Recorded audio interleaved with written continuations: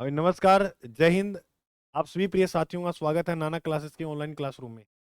हम राजस्थान नगर पालिका अधिनियम जो पढ़ रहे थे और मैंने पिछली क्लास में आपको लगभग 140 धाराएं पढ़ा दी थी। कि आगे की जो धाराएं हैं उसमें बीच वाला टॉपिक दिया नहीं, अपने अध्याय 11 दिया गया है सिलेबस में, नगरीय विकास और नगर योजना। इसकी जो धाराएं हैं 159 से 199 तक है। बिल्कुल सिंपल टॉपिक है, लंबी चौड़ी कहानी है नहीं। और आपको मैं पूरी उम्मीद करूंगा कि क्लास में याद हो जाएगा, समझ में आ जाएगा। ठीक है, तो सभी प्रिय साथी जुड़कर ये क्लास जो है वो देखना। और आपको ये बता दूं, ये जो नोट्स है अगर किसी साथी को चाहिए लास्ट टाइम में रिवीजन करने के लिए, नानक क्लासेज एप्लीकेशन पे ये नोट्स जो उपलब्ध करवाए गए हैं, तो वहां से जाकर आप विजिट कर सकते हो।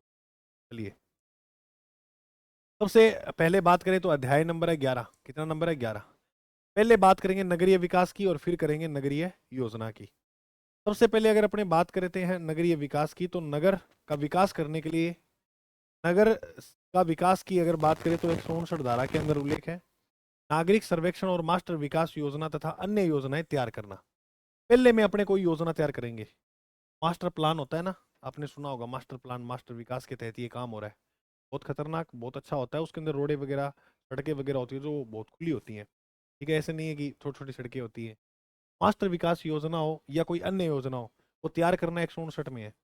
अब बात करते हैं तैयार कैसी होगी। सबसे पहले उस क्षेत्र का सर्वेक्षण किया जाएगा। सर्वेक्षण के बाद जो है वो योजना तैयार की जाएगी। अब बिल्कुल सिंपल है, इसको अपने साथ साथ में कैसे याद करते जाएंगे देखते रहना। अब योजना को है तैयार करना है तो देखो 3 तरीके से योजना होगी। एक तो मास्टर विकास योजना, दूसरी निष्पादन योजना। निष्पादन का मतलब होता है कोई कार्य करवाना। निष्पादन का मतलब है योजना का निष्पादन करवाना। और वार्षिक योजना यानी 1 साल के अंदर जो है वो योजना तैयार की जाएगी, उस पर काम किया जाएगा, उसे हम वार्षिक योजना। सबसे पहले बात करते हैं मास्टर विकास। मास्टर प्लान जो लाया जाता है वो 20 सालों के लिए लाया जाता है कि अपने ये जो काम करेंगे 20 साल तक तो टिका रहेगा ही रहेगा। ठीक है, तो 20 वर्ष की कालावधि के लिए लाया गया योजना जो है वो क्या कहलाएगा? मास्टर विकास योजना। निष्पादन योजना 5 साल के लिए, बस ये आपको टाइम याद रखना है। मास्टर विकास 20 साल, निष्पादन योजना 5 साल।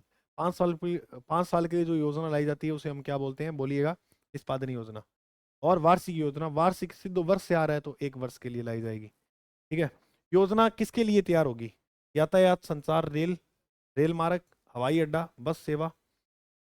मतलब अगर आप मान लो कोई रेल पे जा रहे हो, या कह दें कि आप पैदल चल रहे हो, तो किसके ऊपर चलोगे? तो वो के लिए जो है कहते नहीं, ये सड़क मास्टर विकास के तहत बनी है, मास्टर विकास योजना में। यानी 20 साल तक वो सड़क खराब नहीं होगी। इतना उसमें इतना बढ़िया तरीके से जो है मटेरियल लगाना होगा। विद्युत और गैस, जल प्रदाय, जल निकासी, मल वहन, ये सारे काम की इनकी योजना। प्लस ऐतिहासिक, प्राकृतिक, स्थापत्य एवं वैज्ञानिक रुचि और शैक्षिक मूल्य की वस्तुएं के अंदर आ जाएंगी योजना में। जिला व्यापार केंद्र, अन्य शॉपिंग कॉम्प्लेक्स, औद्योगिक क्षेत्र आ जाएंगे। दलदली या अस्वास्थ्यकर क्षेत्रों को ठीक करना, चिड़ियाघर, अभ्यारण्य, उद्यान हो गए, डेयरी होगी, मनोरंजन केंद्र, अन्य प्रयोजन के लिए क्षेत्र का आरक्षण किया गया है योजनाओं के अंदर। तो सबसे पहले याद रखना 159 में क्या है? योजनाओं तैयार करना। 160 में योजना तैयार करने और उसको मंजूरी। 60 में आपको क्या दिलानी होगी? योजना को मंजूरी। 60 के अंदर जो है वो योजना को क्या दिलानी होगी? बोलो मेरे साथ, मंजूरी। योजना को मंजूरी जो है वो किसमें? 60 में। 59 में योजना तैयार करना। बस इसके टर्म्स ही आप की पॉइंट याद रखो। ऐसा नहीं है कि आप पूरी योजना ऐसे पढ़ रहे हो, योजना तैयार करना और उसकी मंजूरी के लिए अपनाई जाने वाली प्रक्रिया नहीं। सिर्फ याद रखना 159 में योजना तैयार करना और 60 में मंजूरी लेंगे। मंजूरी कैसे लेंगे? पहले तो नगर पालिका नोटिस देगी। योजना की मंजूरी कैसे ली जाती है? नगर पालिका जो नोटिस है वो जनता में भेजेगी। फिर नोटिस जनता में जाएगा, जनता का सुझाव माना जाएगा। सुझाव सही है तो ठीक है, जनता शिकायत भी कर सकती है। शिकायत कर कर समिति को भेजेगी और फिर समिति जो है आगे राज्य सरकार द्वारा योजना को लागू कर देगी। जैसे अब ये सुझाव सही है, इसका समिति आगे भेज देगी राज्य सरकार के पास। याद रखना, योजना जो लागू की जाती है, वेरी इंपॉर्टेंट है, वो नगर पालिका द्वारा नहीं की जाती, राज्य सरकार द्वारा लागू की जाती है। अच्छा, अब ये जो सुझाव के लिए जो समिति के पास भेजेंगे, इस समिति में कौन कौन सदस्य होंगे? तो नगर पालिका के सदस्य होंगे, निर्वाचित, पदेन और मनोनीत। कमेंट में बताओ आप सभी प्रिय साथी, कमेंट में सभी जवाब दोगे कि कितने पदेन नगर पालिका में कौन होता है? तो पदेन जो सदस्य होता है नगर पालिका का वो होता है एमएलए, मेंबर लेजिस्लेटिव असेंबली। व्यापार मंडल का अध्यक्ष भी आएगा इस समिति के अंदर। एनजीओ, जितने एनजीओ देखते हैं, एनजीओ के 6 व्यक्ति होंगे। और सम्मानित व्यक्ति, 6 वो होंगे प्लस एक शैक्षिक संस्था से 6 व्यक्ति आएंगे। ये बात आपको याद रख लेनी है। तो उसके बाद नगर पालिका योजना का प्रारूप तैयार करेगी और उसको नोटिस या प्रकाशित करेगी, जनता में भेजेगी। ये अभी मैंने समझाया, थ्योरी में लिखा हुआ है। वह अपना सुझाव व शिकायत कर सकती है। इसके बाद समिति बनेगी, अतः राज्य सरकार द्वारा योजना लागू कर दी जाएगी। समिति अपना सुझाव दे देगी कि इसमें जो जो जनता ने शिकायत की है उसको कम कर दो, या शिकायत कम करने वाली होंगी उसी को कम किया जाएगा। राज्य सरकार योजना लागू कर देगी। 61 में लिखा है योजना लागू करना। प्रवर्तन का मतलब होता है लागू करने की तारीख। तो योजना जो है वो राज्य सरकार अनुमोदन के बाद अलग से लोक नोटिस निकाला जाएगा और योजना किस दिन लागू होगी उसकी दिनांक को लिख देंगे कि जैसे फलानी फलानी तारीख को, जैसे तुम्हारा ईओ का पेपर हुआ उस दिन नोटिस आया कि फलानी तारीख को ईओ का पेपर होगा, तो ऐसे ही योजना को लागू कर देंगे तारीख डालकर। योजना लागू के बाद कोई बदलाव करना है तो राज्य सरकार करेगी। वेरी इंपॉर्टेंट है। योजना लागू होने के बाद अगर कोई बदलाव करना है तो कौन करेगी? राज्य सरकार। चलिए 3 धाराएं मुझे याद करके बताइए। धारा 169 में, सॉरी 59 में योजना को क्या करना है? तैयार करना है। धारा 160 के अंदर योजना को क्या दिलानी है? मंजूरी। और धारा 161 में योजना का प्रवर्तन यानी योजना को क्या करना? लागू करने की तारीख। तारीख वो नोटिस में दी जाएगी। अगर योजना में कोई बदलाव करना है तो वो आके किसको दिया गया है? राज्य सरकार को। निम्नलिखित बदलाव नहीं होंगे। कौन कौन से बदलाव नहीं होंगे योजना में? योजना का मूल स्वरूप नहीं बदलेगा। जैसे मूल स्वरूप मतलब जो शुरू में योजना का मूल ढांचा है ना, जैसे संविधान अपना मूल है ना, वो नहीं बदलेगा। अगर इसमें कुछ जोड़ना है तो आप जोड़ सकते हो, मूल स्वरूप को नहीं बदलोगे। जनसंख्या घनत्व में बदलाव नहीं होगा। सीमा क्षेत्र नहीं बदल सकते। ये 3 चीजें आपको याद रखनी है। अब जैसे ही इतनी बात होती है फिर योजना क्रियान्वयन हो जाएगा। ऐसे याद रखना, ए बी सी, सी में क्रियान्वयन है। 3 पे सी आता है, सी में क्या? योजना का क्रियान्वयन। योजना का क्रियान्वयन सी के अंदर। अब अगर बात करें, सुनो ध्यान से मेरी। सबसे पहले अगर अपने बात करें 159 में योजना तैयार करना, 60 में मंजूरी है, 61 में योजना को लागू करना। अगर अपने बात करें तैयार करना, मंजूरी, लागू, और लागू के बाद आपको जो 62 में याद रखना है, 62 में इसमें शायद नहीं दे रखा ना, प्रवर्तन के बाद बदलाव नहीं। हाँ, ये बात लिख रखी है शायद, ये है 62 की। ये 62 की बात है, बदलाव नहीं होंगे। ये धारा 162 की बात है कि योजना लागू होने के बाद बदलाव नहीं होंगे। अगर बदलाव करना चाहेगी तो वो राज्य सरकार करेगी। ये धारा 162 में है। ठीक है। योजना में कोई परिवर्तन करना है वो धारा 162 में है।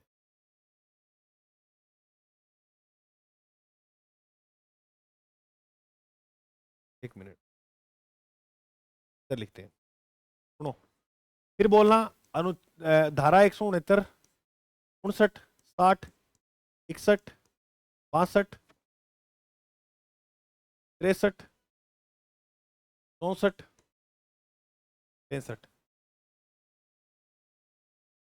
66, 67, 68,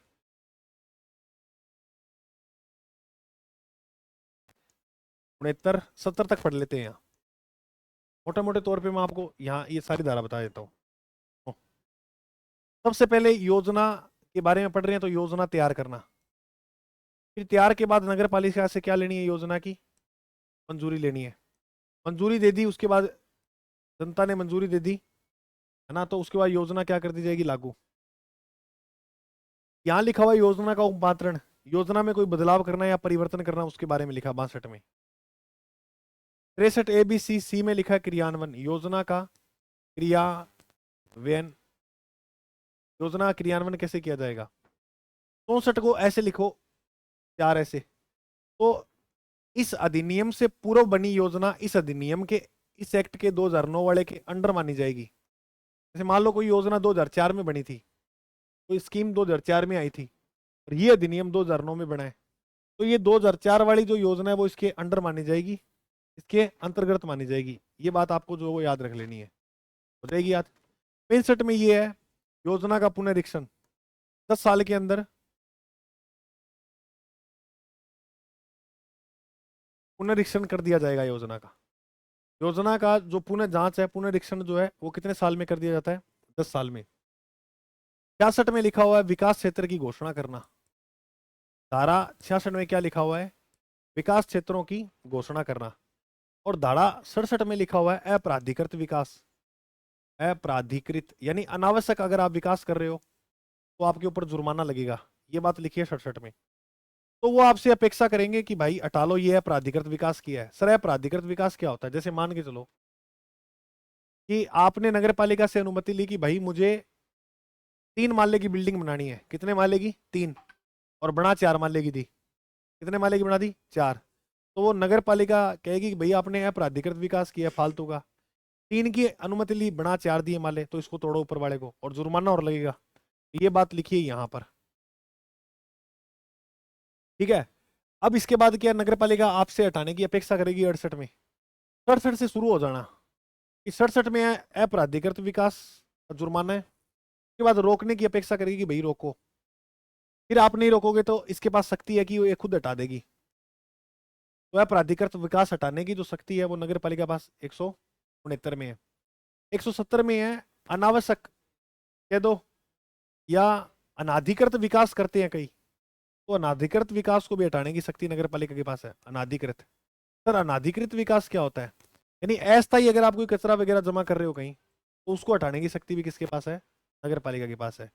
बिल्कुल सिंपल है 170 तक। तो एक बार मेरे साथ योजना तैयार करनी है 59 में, तैयार याद करो। 59 में तैयार करनी है, फिर मंजूरी लेंगे बस 60 में। 59 में तैयार, 60 में मंजूरी, 61 में लागू कर देंगे। और लागू के बाद 62 में परिवर्तन। तो योजना में परिवर्तन करना है तो राज्य सरकार करेगी। 63 में लिखा है योजना का क्रियान्वयन किस प्रकार किया जाएगा। 64 में इस एक्ट के पूर्व तैयार की गई योजना इस एक्ट के अंदर मानी जाएगी। 65 में लिखा है योजना की पुनः जांच करना 10 साल के अंदर की जाएगी।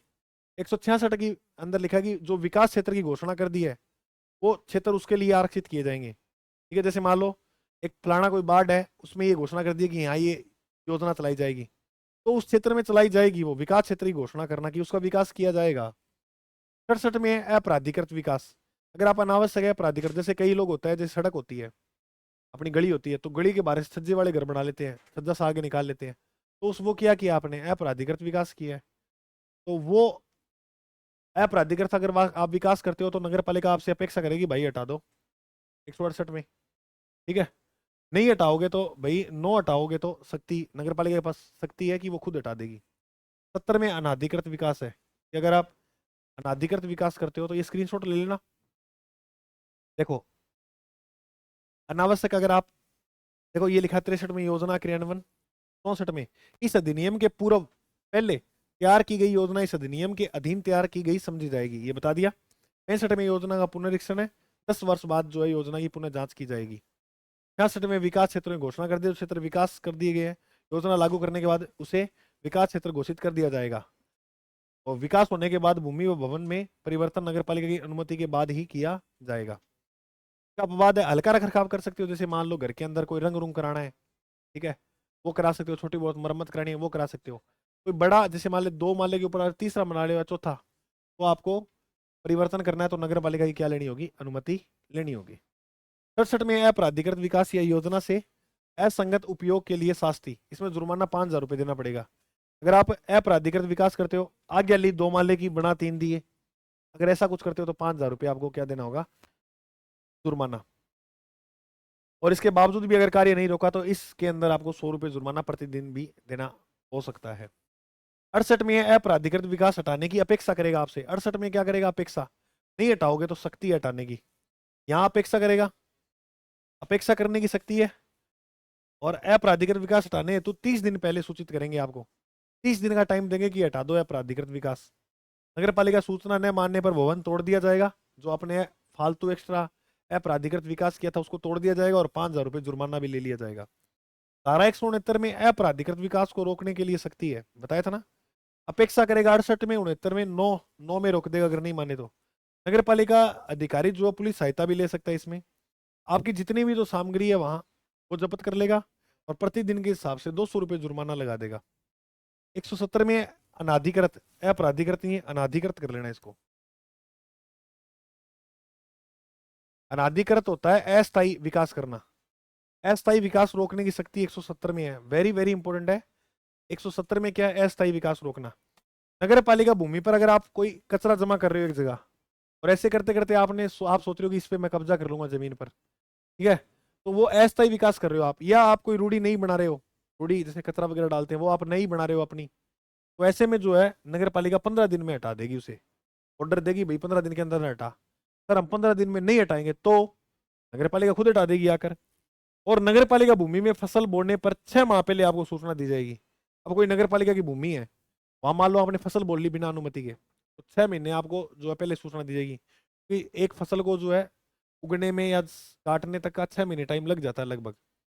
6 महीने का टाइम जब लग जाएगा, तो ऐसी है कि वो फसल चलो अब हो गई है, वो खराब ना हो, इसलिए आपको जो है वो 6 महीने का टाइम दिया जाएगा कृषि मामलों में। वेरी इंपॉर्टेंट है, बात याद रखना। गुरुजी 170 तक तो याद हो गया। और अनाधिकृत विकास हटाने तो 30 दिन पहले सूचित करेंगे।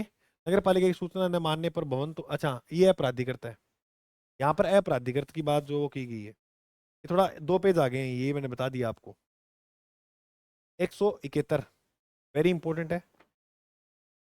171 की अगर अपने बात करेंगे धारा 171 में, तो भूखंड के विभाजन या पुनर्गठन या निजी मार्ग बनाने की आपको जो है वो अनुमति दी गई है 171 में, कि अगर आप अपना कोई घर के आगे निजी मार्ग बनाना चाहते हो, कि मान लो आपका इस ऐसे क्षेत्र में घर है जहाँ सड़क नहीं है, तो आप पक्की सड़क बनाना चाहते हो, तो निजी मार्ग बना सकते हो आप, ठीक है।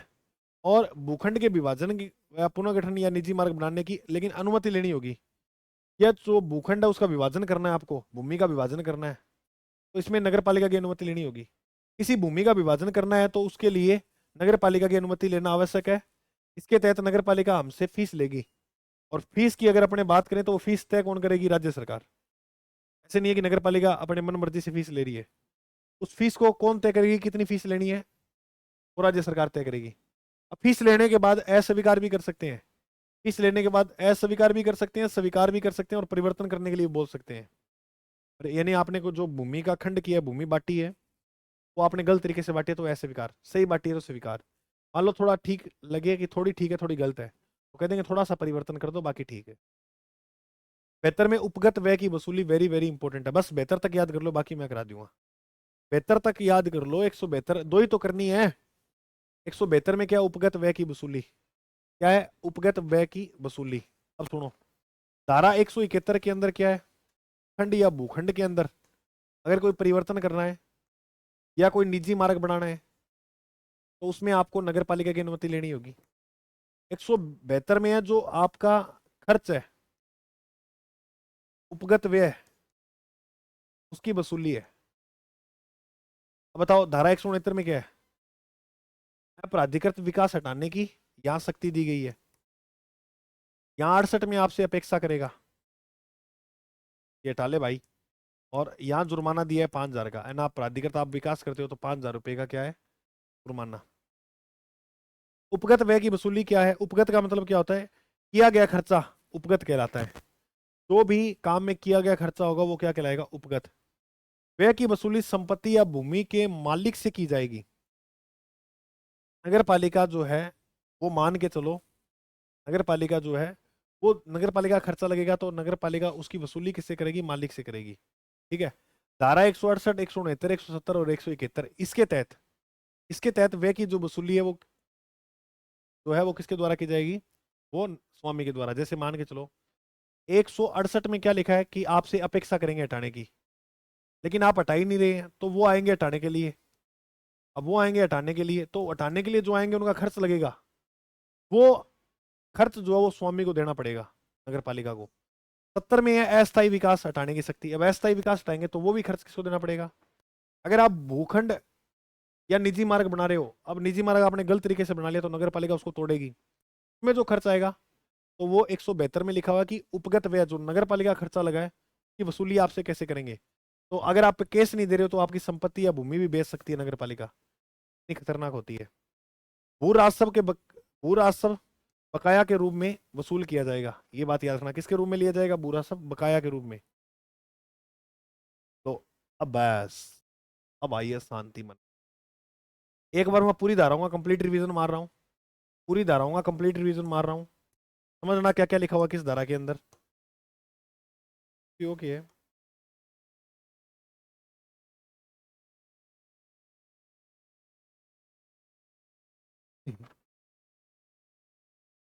देखो 159 में क्या है, 160 में क्या है, 61 में क्या है, 62 में क्या है, 63 में क्या है, 64 में क्या है? ये अनुच्छेद वाली बात है, बस रट लो इनको, और कुछ नहीं है इसमें। 65 में क्या है, 66 में, 67 में, 68 में, 73 में, 170 में, 171 में, 172 तक पढ़ाता हूँ, 73 का बाद में करेंगे। सुनना,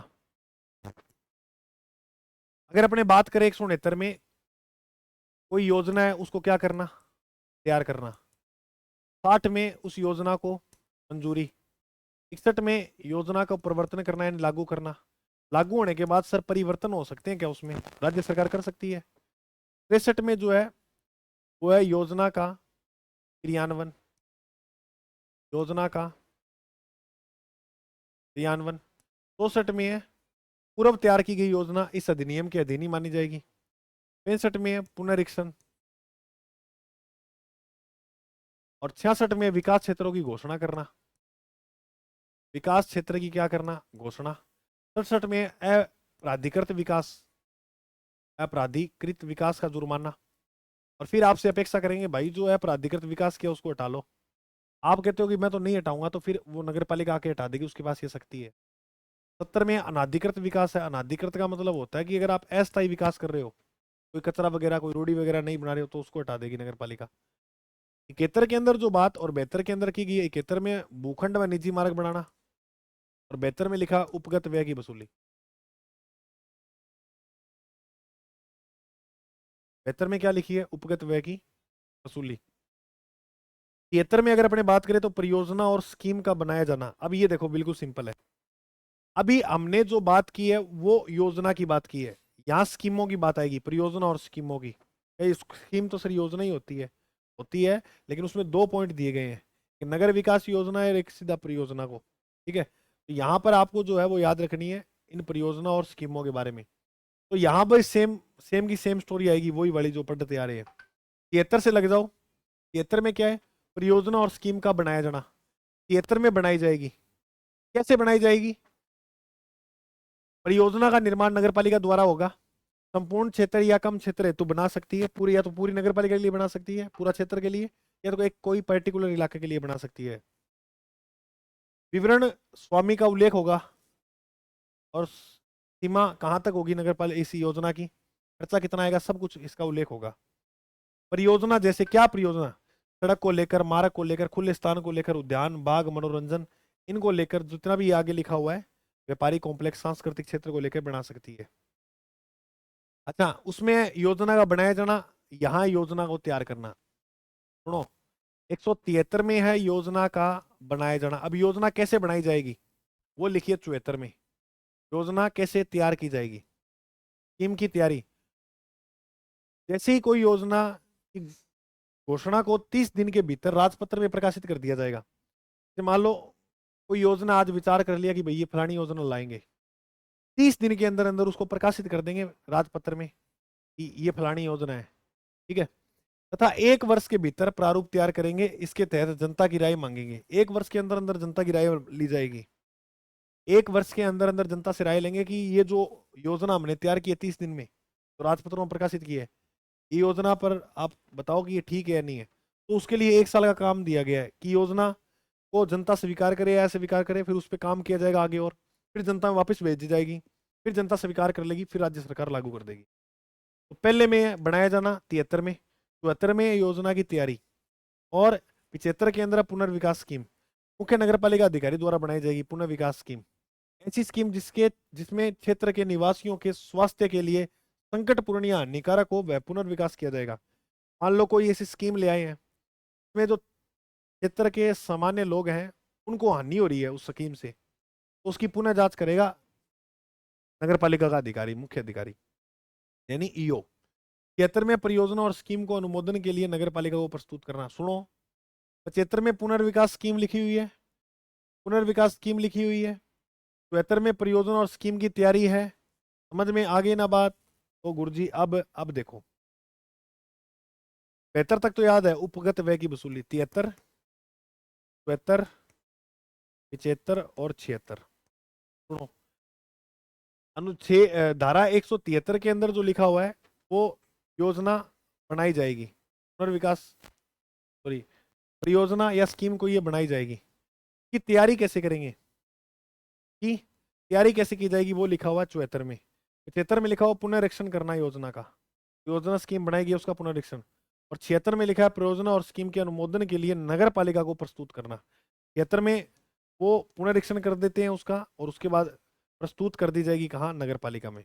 प्रस्तुत कहाँ की जाएगी, नगर पालिका में। ये बात लिखी है धारा 173 के अंदर, 176 में ये बात लिखी है। अब देखो धारा 177, किसी स्कीम की घोषणा के पश्चात भूमि के उपयोग और विकास पर निर्बंध, निर्बंध को मतलब हो प्रतिबंध। भूमि उपयोग हेतु नगर पालिका की अनुमति प्राप्त करनी होगी, लेकिन ग्राम पंचायत के क्षेत्र में यह प्रतिबंध लागू नहीं होगा तब जब यहाँ कोई नियम लागू न हो। इसका मतलब क्या है, इसका मतलब ये है कि कोई स्कीम है, उसकी घोषणा के पश्चात भूमि के उपयोग, यानी मान लो कोई स्कीम है इस क्षेत्र के लिए, इस भूमि के लिए लाई गई है, इस भूमि के लिए। और ऐसे जैसे मान लो ये एक क्षेत्र है ना, ये पूरा नगर पालिका क्षेत्र है, इसमें से एक ये पर्टिकुलर क्षेत्र निकाल दिया कि यहाँ पर कोई फलानी स्कीम चलाई जाएगी, होगी घोषणा, ठीक है। भूमि उपयोग हेतु नगर पालिका के, अब यहाँ पर मान लो कोई व्यक्ति, मान लो ब्याह को टेंट लगा रहे हो आपको, या कोई ऐसा काम कर रहा है, ठीक है, कोई जागरण करवा रहा है जो भी, उसमें, या कोई आपका अस्थायी निर्माण कर रहा है, तो उसमें ऐसे नहीं कर सकता वो, तो अनुमति लेनी होगी किसकी, नगर पालिका की।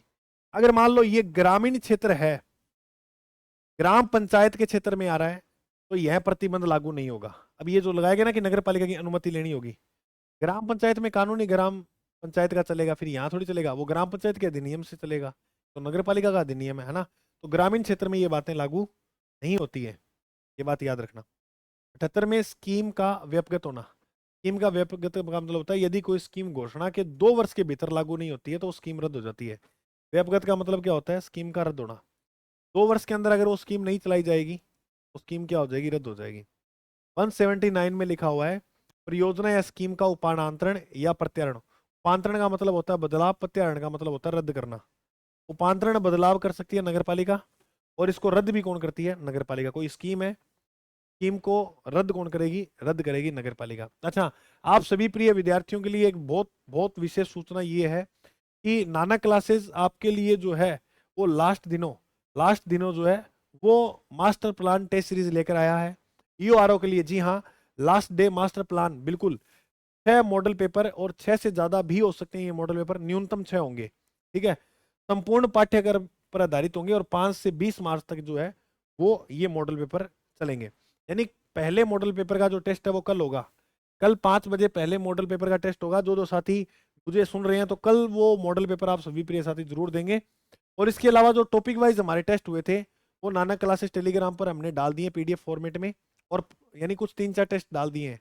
और बाकी जो ये टेस्ट सीरीज लेगा, है ना, उसको जितने भी टॉपिक वाइज, शेड्यूल वाइज जितने भी टेस्ट हैं वो सारे के सारे उपलब्ध होंगे, जितने भी टेस्ट हैं, प्लस इसके साथ जो है वो वीडियो कोर्स भी उपलब्ध होगा, तो पार्ट बी का, यानी पार्ट बी में भी कौन क्या क्या योजना नियम वगैरह होंगे वो ये चल रहा है। बाकी इसमें जो वीडियो कोर्स है वो यूट्यूब वाली क्लास से ही आएंगी, तो ये ऐसे नहीं कि इतना यहाँ पढ़ा रहे हैं उतना ही वो मिलेगा, ऐसा कुछ है नहीं। हाँ, अलग से आपको मतलब ये होता है, इतनी सुविधा मिल जाती है कि यूट्यूब पर थोड़ी एड वगैरह आती है, हाँ एड वगैरह आएगी नहीं। तो 6 मॉडल पेपर है संपूर्ण पाठ्यक्रम पर आधारित, विद प्रिंटेबल पीडीएफ मोड भी मिलेगा आपको। इस पीडीएफ का आप प्रिंट भी निकाल सकते हो और वैसे भी दे सकते हो, ठीक है, बाद में। तो कहने का मतलब मेरा, और इसके अलावा जो पहले टेस्ट हो गए ना जितने भी टॉपिक वाइज वो भी मिलेंगे, शेड्यूल वाइज भी मिलेंगे आपको। और इसके अलावा ये 6 बड़े मॉडल पेपर ये आपको करने जरूरी है। बहुत शानदार तरीके से जो पेपर तैयार किया गया है, आप एक बार चेक करना, टेलीग्राम पे हमने 2-3 पेपर डाल रखे हैं, ठीक है, वो चेक करना, उसमें आप देखना कि आपको देखने में तो ऐसे लगेंगे सर पर्सन सिंपल है, लेकिन जब करोगे ना तो आपको कितना अच्छा पढ़ रखा है वो आपको जो है वो लेवल पता लगेगा, कितना बेहतर आपने पढ़ रखा है। तो ये आपको नाना क्लासेस एप्लीकेशन पर download, Nana classes app from Google play store. और इसके अलावा यहाँ हेल्पलाइन नंबर दिए गए हैं, इस पे आप अधिक जानकारी के लिए संपर्क कर सकते हो। ईओ का ये जो मास्टर प्लान है आप सभी प्रिय साथियों के लिए लाया गया है, ठीक है, ओके। चलिए अब आगे अगर अपने बात करें, धारा 169 के अंदर हमने पढ़ लिया 180, नगर पालिका से स्कीम बनाने की अपेक्षा करने की राज्य सरकार की शक्ति। यानी नगर पालिका से स्कीम राज्य सरकार अपेक्षा करके बनवा लेगी, राज्य सरकार कह देगी भाई ये स्कीम बनाओ, तो क्या ऐसा कर सकते हैं? तो आप कहोगे हाँ, धारा 180 के तहत नगर पालिका से स्कीम बनवा लेगी कौन? राज्य सरकार। राज्य सरकार स्कीम बनवाएगी नगर पालिका से, और नगर पालिका ये काम देगी नगर पालिका के मुख्य अधिकारी, ठीक है, वो प्रस्तुत करेगा, उसके माध्यम से प्रस्तुत। धारा 181 में लिखा हुआ है किसी भी परियोजना या स्कीम की व्यावर्तियां, व्यावर्तियां का मतलब होता है गलतियां, त्रुटियां। अगर कोई स्कीम तैयार कर रहे हैं, योजना तैयार कर रहे हैं, उसमें कोई गलती हो जाए, उसकी जो बात है वो धारा 181 में लिखी है।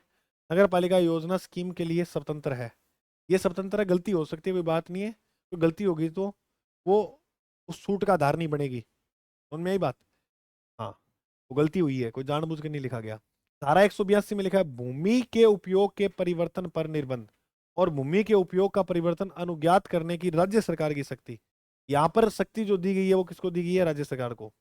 नगर पालिका क्षेत्र में किसी भूमि उपयोग को विशेष परियोजना के लिए आरक्षित कर दिया है, तो उसमें बदलाव नहीं, बदलाव करने का जो अधिकार है वो राज्य सरकार को ही है, नगर पालिका को नहीं है। बस अब इसके बाद बिल्कुल सिंपल है सर, पानी।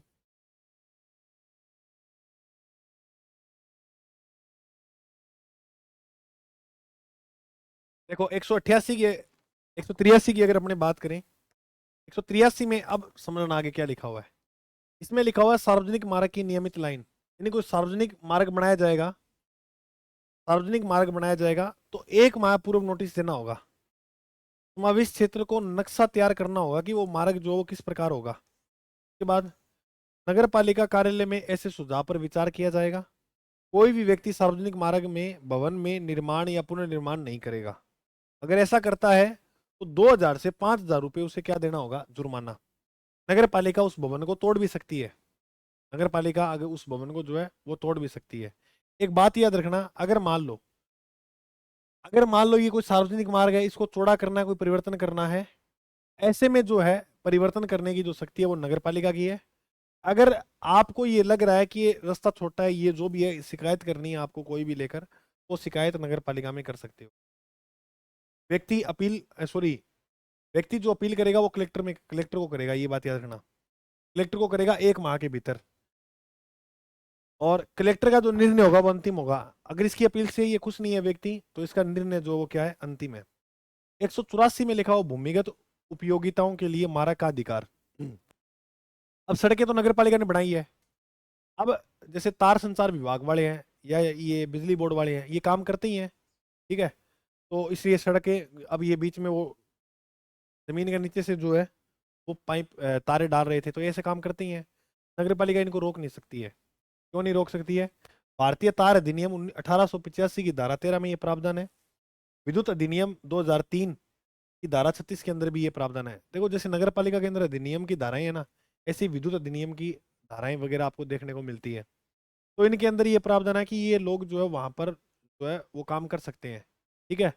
और इसके जो नक्शे उपलब्ध करवाएगा, भूमिगत उपयोगिताओं के नक्शे 185 में लिखा है वो ईओ उपलब्ध करवाएगा। नगर पालिका का जो मुख्य अधिकारी होगा, मुख्य नगर पालिका अधिकारी, उसके द्वारा जो है वो नक्शे उपलब्ध कराए जाएंगे, वह इन्हें गोपनीय रखा जाएगा, हर किसी को नहीं बताए जाएंगे बातें।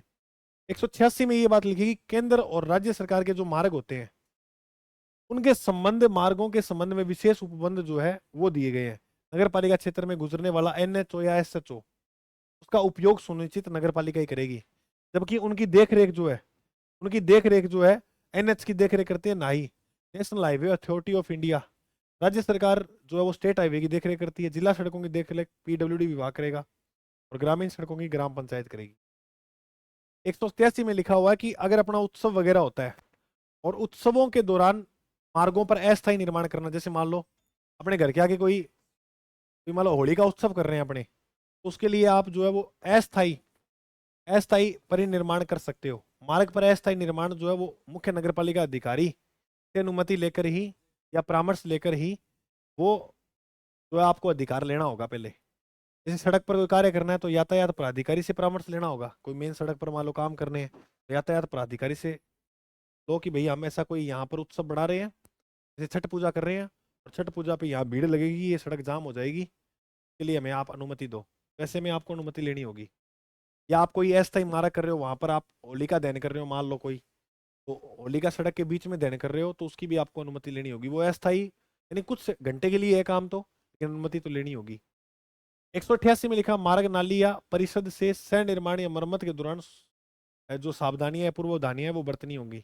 यह कार्य मुख्य नगर पालिका अधिकारी द्वारा जो है वो दिया जाएगा। उसके बाद लगवाएगा और उसके बाद लगवाएगा। जैसे कोई मान लो गड्ढा कर रहे हैं, कोई पाइप वगैरह लगा रहे हैं, तो उसके बाहर एक बाड़बंदी लगवाएगा, बाड़ लगवाएगा, या कोई कपड़ा वगैरह या कोई बोर्ड होर्डिंग लगवाएगा, वहां लिखा होगा कि यहाँ काम चल रहा है। ऐसी जो है वो सूचना देनी होगी। जहाँ कहीं यातायात आवश्यक हो वहां यातायात का रास्ता भी जो उपलब्ध करवाया जाएगा। बीच में यहाँ सड़क तोड़ दी, अब ये यातायात का रास्ता है, तो एक साइड में मोड़ दिया जाएगा, उपलब्ध मोड़ जो वो उपलब्ध कराया जाएगा यातायात होने के लिए। सार्वजनिक मार्ग या लगे हुए भवनों को प्रभावित करने वाली दुर्घटना के विरुद्ध उचित पूर्वधानियां जो है वो बरतनी होंगी। 189 में नया गड्ढा नहीं करोगे। 89 में जब पंजाबी लोग नई चीज लेके आओ तो भी नहीं बोले 89। 89 में क्या याद रखना है, कोई नया गड्ढा नहीं खोदोगे आप, ठीक है। जैसे कास्ट पत्थर ईंट मिट्टी या अन्य कोई बिना नगर पालिका अनुमति के कार्य नहीं करोगे। नया कोई चीज नहीं आप अवशिष्ट पैदा करोगे। 90 में लिखा, फुटपाथ का अनिवार्य उपबंध। फुटपाथ होना ही चाहिए, ये अनिवार्य है। चौड़ाई फुटपाथ की 1.5 मीटर तक, अगर इससे इसमें परिवर्तन करना है तो ये दो समितियों द्वारा किया जाएगा, भवन अनुज्ञा समिति और सहकर्म समिति। इनका उल्लेख धारा 55 में समितियों का। 191 में लिखा है, मार्ग के कोने पर भवन होना। अब इसमें देखो बहुत इंपॉर्टेंट है, कोने में एक में देखो, एक में कोने पे भवन आ गया। नगर पालिका भवन को अर्जित कर सकती है, लेकिन उसका रुपए देने होंगे। जैसे कोई मार्ग के कोने पे भवन आ रहा है, ये भवन है और यहाँ से कोई मार्ग है। अब मान लो ये भवन पहले आगे बढ़ा हुआ था, ये मार्ग नहीं था, इन्होंने कहा कि भैया हम यहाँ से मार्ग बना रहे हैं तो इतना भवन जाएगा आपको, तो ये कहेंगे इतना ये तो तोड़ दो, लेकिन इसके 10 लाख रुपए लूंगा मैं, जमीन की और प्लस घर के। तो नगर पालिका वाले ये बोलते हैं कि भाई मेरी बात सुन ध्यान से, ये आपका कोने पे जो भवन बना है इसकी वैल्यू भी हमारी सड़क की वजह से बनी है 10 लाख, तो हम इसके कितने देंगे, 5 लाख। वैसे भी ये कर सकते हैं, ठीक है। तो मार्गों के दोनों कोने पर भवन होना, तो वो हटाने की जो शक्ति है वो नगर पालिका के पास होती है। बाड़े में लिखा, बहिर्गत भवनों को पीछे करना। जो बाहर निकले हुए भवन है, सज्जा वगैरह निकले हुए हैं, उनको क्या करना, पीछे करना। ये बिल्कुल सिंपल है और इंपॉर्टेंट भी है ये। 94 में लिखा हुआ है, 94 के अंदर लिखा हुआ है कि अगर आप कोई भवन का निर्माण करवाते हो, तो भवन का निर्माण करवाते हो तो उसके लिए चाहे तो नया भवन बनाओ या कोई परिवर्तन करना है भवन में, तो नगर पालिका की अनुमति जो है वो लेनी होगी।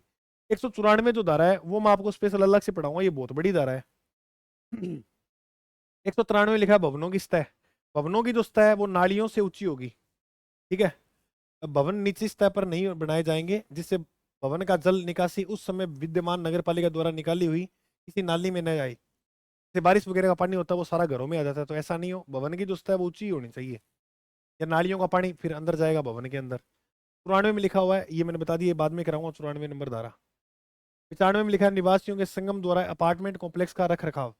कॉम्प्लेक्स का जो रख रखाव है वो निवासियों के संगम के लिए किया जाएगा, ठीक है, ये बात याद रखना। और 96 में लिखा है, अनुज्ञा और सह निर्माण की विशिष्टकों को प्रमुख रूप से प्रदर्शित किया जाएगा। यानी आप कोई निर्माण कर रहे हो तो 4x4 का एक फ्लेक्स होर्डिंग लगाई जाएगी, उसमें लिखा होगा कि मालिक का नाम कौन है और ये कितने दिन में काम पूरा हो जाएगा और कब शुरू हुआ था, मिस्त्री कौन है। अगर ऐसा नहीं लगाते हो तो 5,000 रुपये जुर्माना। 97 में लिखा, मरम्मत इत्यादि के दौरान होर्डिंग लगाना, वही बात है, होर्डिंग लगाओगे। 98 में सुख सुविधाओं के रख रखाव के लिए उत्तरदायी लेना। इसका मतलब नगर पालिका क्षेत्र में पार्क हो गया, बिल्डिंग हो गया, बने तो बिल्डर से समस्त दस्तावेज प्राप्त करेंगे। सुख सुविधाएं तो होनी चाहिए, है ना। कल को वो भवन गिर गया फिर ना, तो दस्तावेज इसके रख सकते हैं, डॉक्यूमेंट रख सकते हैं। 99 में अन्य अभिकरणों द्वारा विकसित कॉलोनियों को सौंपा या ग्रहण किया जाना। अन्य अभिकरण व कॉलोनियों का निर्माण पीडब्ल्यूडी कर रहा है तो धारा 198 का पालन करना होगा, ये बात लिखी हुई है। अब इसके बाद नेक्स्ट टॉपिक है अपना नगर पालिका की शक्तियां और अपराध। और हाँ, एक विशेष सूचना आपको, ये जो आपके लिए टेस्ट सीरीज शुरू की है जो मेरा साथी, ये एक रिवीजन क्लास है, ऐसे मत मानना कि ज्यादा गुरुजी है हमें वो इतना, ये मुझे, मैं इतनी उम्मीद मान के चल रहा हूँ कि आपने लगभग जो वो पढ़ रखा है और ये रिवीजन है, ठीक है। ये सिर्फ जो क्लास है, मैंने शुरू में कहा था कि आपका रिवीजन बढ़िया हो जाएगा एक बार। अभी ये लास्ट पेपर आगे 15 दिन रह गए, तो मैं भी ये मानता हूँ कि आपने 60 से 70% जो है सिलेबस अपना कवर कर लिया होगा। और हाँ, ईओ के जो ये आपको नोट्स दिख रहे हैं, ये आपको ईओ के जो नोट्स हैं वो 99 रुपए के अंदर उपलब्ध हो जाएंगे। शॉर्ट नोट्स है प्लस नोट्स का इसका रिवीजन हो जाएगा और इसको आप जो है रिटर्न मतलब कहते हैं कि हैंड रिटन नोट्स है, ये आपको प्रिंट भी जो है वो मिल जाएंगे, आप प्रिंट करवा सकते हो, इसको ऑप्शन दिया गया है। और इसके साथ साथ जो साथी करंट अफेयर को पढ़ना चाहता है और पार्ट बी की जो 8 योजनाओं पढ़ना चाहता है तो ये शिव सर का कोर्स जो है वो ले सकता है नाना क्लासेस एप्लीकेशन में। और हाँ, इसके अलावा अगर मैं आपको एक बात बताऊं, जो ईओ की तैयारी कर रहा है उसके लिए बहुत शानदार बुक है अपनी ये करंट अफेयर की। करंट अफेयर की ईओ आरओ के लिए जो राज्य राष्ट्रीय अंतरराष्ट्रीय स्तर की ये जो बुक है वो निकाली गई है। 100 पेज की ये किताब और 40 पेज जो है वो एमसीक्यू दिए गए हैं। बहुत शानदार बुक है। प्लस इसके अंदर जो है वो ईओआरओ की 8 योजना भी दी गई है और नवीन आंकड़ों पर आधारित। तो इच्छुक साथी चाहता है कि ये बुक भी मैं पढूं, लास्ट टाइम है 15 एक दिन है, बढ़िया मोटे मोटे तौर पे पढ़ दो, सारे ऑब्जेक्टिव पर्सन निकाल दो इसको सर। और ये ऐसे बात कर रहे थे सर, कहते सर मैं दावा कर रहा हूँ इसमें से लगभग पर्सन है ना योजना और करंट अफेयर के आपको देखने को मिल जाएंगे। ठीक है, तो लास्ट टाइम बस आपको यही करना है, रिवीजन करो और टेस्ट सीरीज लगाओ। टेस्ट सीरीज जो ये लाई गई है ये 6 है ना, ये बहुत शानदार पेपर तैयार किए गए हैं 6 के 6। ठीक है, करंट अफेयर भी बहुत शानदार तरीके से शिव सर ने जो इसके अंदर तैयार किया गया है। इसमें आपके हर प्रकार से हर टॉपिक जो है कवर हो जाएंगे, तो ये जरूर विजिट कर लेना टेस्ट सीरीज। ठीक है मेरे दोस्तों, चैनल पे नए हो तो सब्सक्राइब करो। अभी के लिए जय हिंद, जय भारत, मिलते हैं अगली क्लास में।